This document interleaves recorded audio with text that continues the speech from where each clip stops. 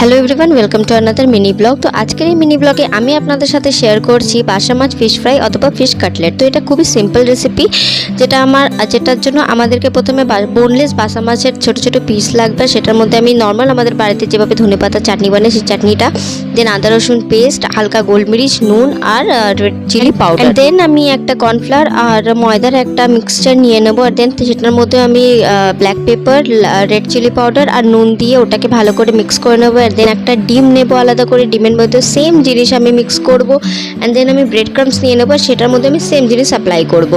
তো অ্যাপ্লাই করে পরে আমি ম্যারিনেট করা মাছটাকে প্রথমে ময়দা আর কর্নফ্লাওয়ার কোটিং দেবো, দেন ডিমের কোটিং দেবো। ডিমের কোটিংয়ের পরে আমি সেই ব্রেড ক্রামসের মধ্যে কোটিং দিয়ে ভালো করে সবগুলোকে সেট করে নেবো। তোমরা চাইলে এটাকে রেফ্রিজারেটও করতে পারো মাত্র 1 বা 2 ঘন্টার জন্য। আমি দুটোই করেছিলাম, আমার দুটোই খুব ভালো লেগেছিলো, খুবই টেস্টি হয়েছিল ইভিনিং স্ন্যাক্সে এটা। আর ভালো লাগলে ভিডিওকে ফলো করতে ভুলো না। বাই।